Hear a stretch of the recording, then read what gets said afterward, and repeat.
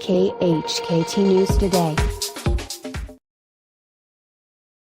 The rich archaeological heritage of Iraq suffered grievous damage at the hands of so-called Islamic State. As its fighters are driven back, British museum teams are among the first to assess the extent of the destruction. After is declared a caliphate in the summer of 2014, thousands of archaeological sites in Iraq fell into the hands of its fighters. Terrible acts of vandalism followed, with videos released by the group showing its members smashing artifacts at Mosul Museum and blowing up parts of the site of the Assyrian capital of Nimrud. Archaeologists returning to areas recaptured from IS have found other ancient sites turned into parking lots, statues smashed and manuscripts disappeared. But there is good news too, with IS having failed to destroy many artifacts, previously undiscovered treasures found amid the ruins, and the first modern explorations of sites it never captured revealing exciting new finds. Bulldozers and sledgehammers.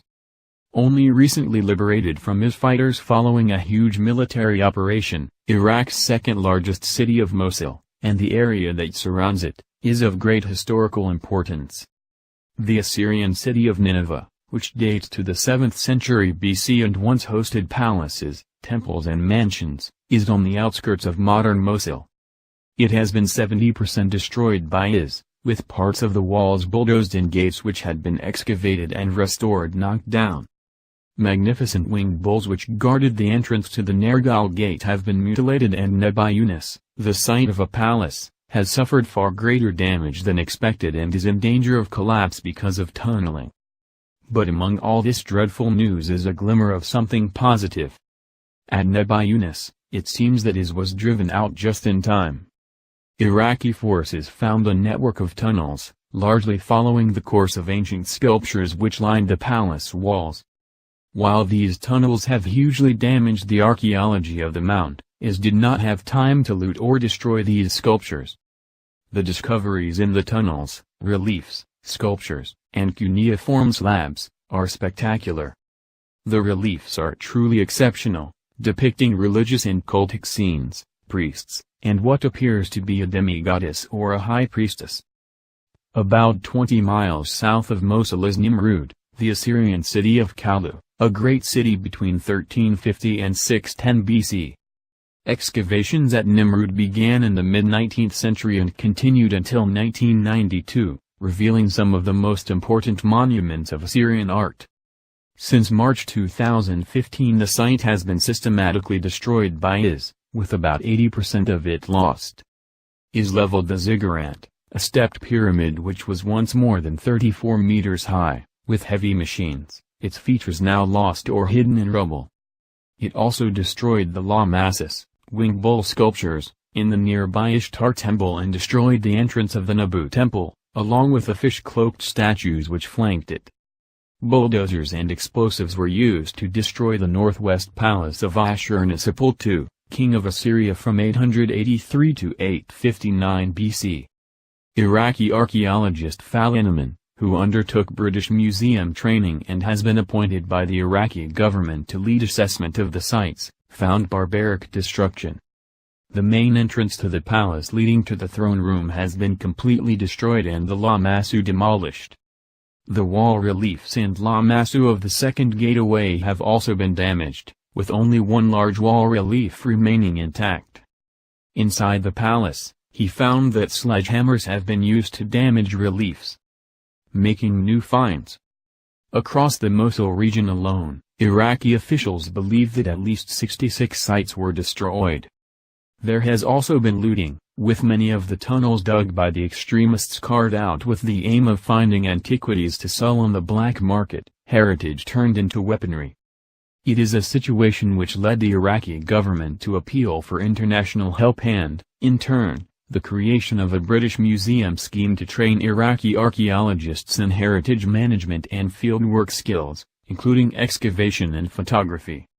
The training includes 2 field projects in areas that were never held by IS, in the south of Iraq at the site of Tello, and in a Kurdish area of the north, at Darband-i-Rania.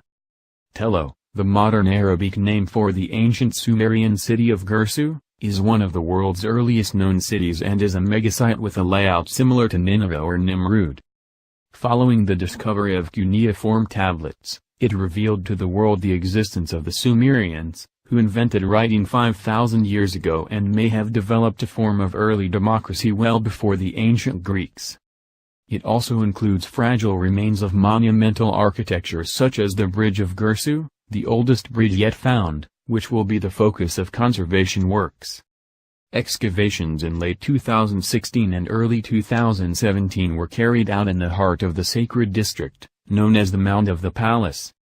More than 80 years after French pioneers first discovered the ruins of a Hellenistic palace, we were able to miraculously unearth extensive mud brick walls belonging to the Ninursa temple. Dedicated to the storm god, this was one of the most important sacred places of Mesopotamia and widely praised for its magnificence. However, until now it was known only by cuneiform texts, and its discovery represents a significant milestone in the history of archaeological research in Iraq.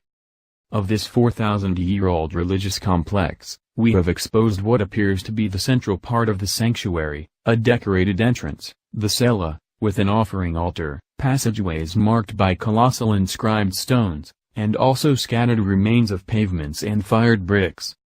Collapsed layers of the superstructure have yielded 100 cones, most of which commemorate the reconstruction of the temple by Sumerian rulers. Among the unique finds were a fragment of a marble foundation tablet of the Sumerian ruler Erbal, a terracotta plaque with a Sumerian couple, 2 cylinder seals, one belonging to a deity and the other featuring a presentation scene of deities in front of the sun god, and a unique impression of a Sumerian demon. These objects and other important artifacts have already been safely delivered to the Iraq Museum in Baghdad. There have also been important finds at the site in northern Iraq. Darband Irania is a pass at the western edge of the Zagros Mountains, on a historic route from Mesopotamia to Iran. Alexander the Great passed through it in 331 BC, and in the 8th and 7th centuries BC it was at the eastern edge of the Assyrian Empire. We are hoping to learn more about the early imperial control of this strategic location in the 1st millennium BC.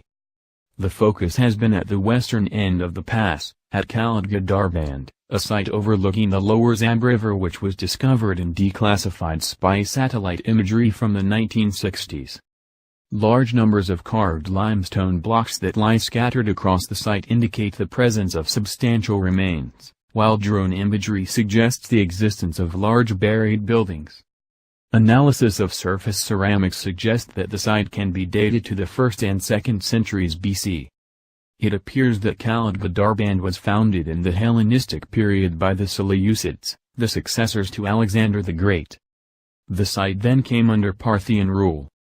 A substantial fortification wall protecting the southern and western side of the settlement appears to date to this period and makes excellent sense as the Parthians were protecting their empire from the Romans. The presence of a large fortified structure at the north end of the site has been confirmed, and stone presses hint at facilities for wine production. Investigation of a huge stone mound at the southern end of the site is uncovering remains of a monumental building which appears to be a temple for the worship of Greco-Roman deities. And excavations at the nearby site of Usa Askal have confirmed the existence of a fort tentatively dated to the Assyrian period. With walls 6 meters thick and still standing 5 meters high, it must have been a formidable installation for controlling movement through the pass. The Parthians annihilated the Roman legions and captured their standards. The construction of the wall may well have been a direct reaction to the rising threat from Rome. The ongoing work is adding a new chapter to the history of Iraqi Kurdistan, a region which, in archaeological terms, has previously been almost completely unexplored. Cradle of civilization. The recovery and rediscovery of these ancient sites will hopefully feed into a better future for Iraq, a country with an incredibly rich heritage. It is the cradle of civilization, with a huge number of remains from deep prehistory to the present day. As parts of Iraq become safer, archaeological expeditions are once again exploring this unique heritage. This research will generate new insights into the rise and fall of the many civilizations that have flourished here, and bring hope for the future. About this piece. This analysis piece was commissioned by the BBC from experts working for an outside organization. Dr. Sebastian Ray and Dr. John McGuinness are lead archaeologists on the British Museum's Iraq Emergency Heritage Management Project. The Iraq Scheme is a program funded by the UK government, through the Department of Culture, Media, and Sport, and delivered through the British Museum.